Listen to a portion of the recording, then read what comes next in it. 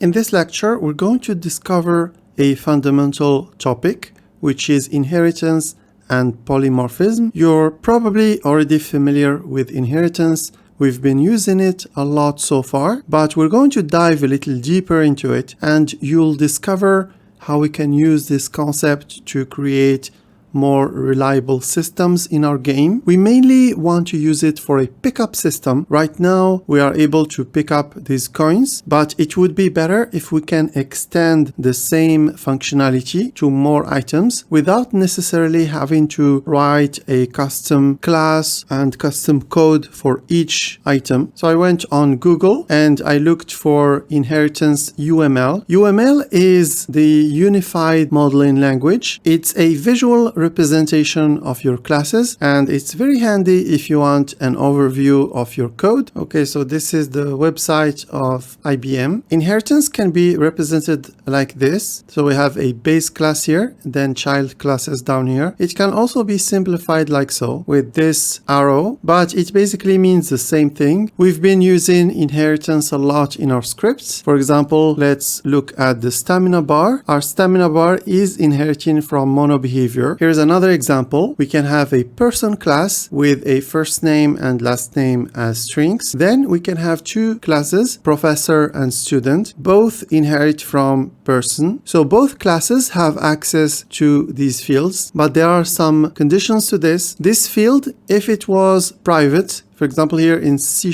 these fields are private. We will not be able to access them from the child classes, but if we set them to protected, then we'll be able to access them. And with an access like public, we also have access to these values in the child classes. This is the equivalent of the is relationship in language. For example, when we say a professor is a person or a student is a person, okay? And here's another example. We can have an animal class, then a dog and cat classes that inherit from the animal class. So in the natural human language, we can say that a dog is an animal and a cat is an animal. This is what an inheritance relationship means in our program. And here, almost all our classes are inheriting from mono behavior. So we can indeed say that a stamina bar is a mono behavior because it inherits all its behaviors, which means its methods and also its properties and protected attributes. So for attributes, even if they're private, for example here, if first name and last name are private, we can still access them from the child classes if we used methods. For example here, let's say void set first name with a string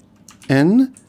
Here if we say first name equals n, and if this method was protected, or if it was public, but it needs to be at least protected, that way, in the code of professor and student, we can have access to this method. For example, in professor, let's say we have a grade papers method. I don't know, for some reason, we want to change the first name of the professor. So we would say set first name Spider-Man, for example. So here we have access to this protected method, and even though we don't have access to the first name because it's a private field, we do somehow have access to it through the set first name method. Okay, now let's go to our other example. Now let's talk about a concept that's really awesome in inheritance. It's called polymorphism. So let's say here in the animal class, we have a public void vocalize. And let's say we want to override this method in the child classes. For example, in dog, a dog would say, so let's just use our debug log in Unity. Let's say the dog would say woof woof, and we can have the same method in cat and it would say meow meow, for example. But here we have a small problem. Now let's say we have a list of these animals. So let's say later in our code, let's say here, let's add a comment here. So let's say somewhere in our code, perhaps in another class, let's say we have a list of our animals, and let's say we're going through the list of these animals, and for each animal we're calling the vocalize method. Now since these variables are of type animal, the method that we will be called here actually is going to be this method, not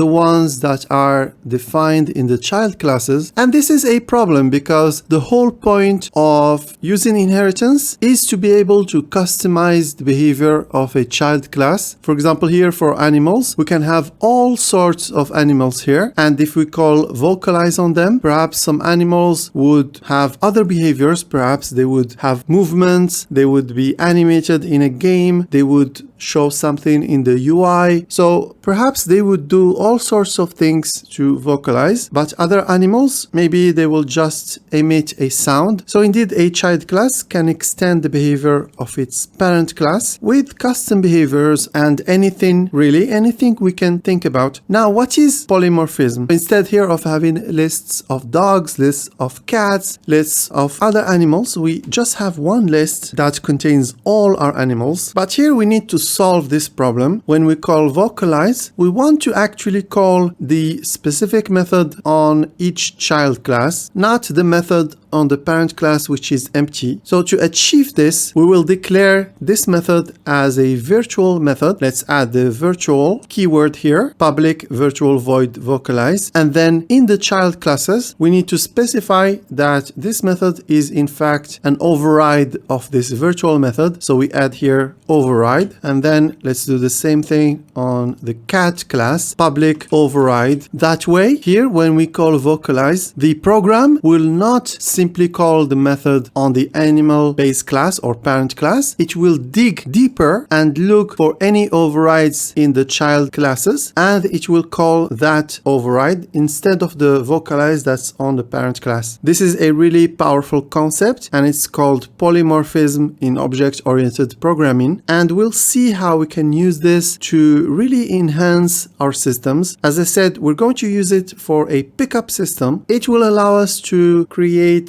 some classes, for example, pickup or item, and we will integrate them in our game regardless of the actual type of pickup object. Then we can extend these classes to take care of multiple cases. That way in our game we have one pickup system, and then for each specific pickup we can create a custom class that will extend the default behavior. Alright, so in this lecture we saw the amazing concept of inheritance, which is a fundamental concept in object-oriented programming, which is what we're doing in Unity. We saw the concept of polymorphism, where through access to an animal variable or a variable of type animal, in our example here, we can still have access to the methods on the child classes by having these methods be virtual methods on the base class and by using the override keyword on the child classes. If it's your first time discovering this concept, you can watch the video again, but throughout the next lectures, we will discover more examples of using polymorphism and virtual methods to achieve really amazing things and save time ultimately, because we only need to write our systems once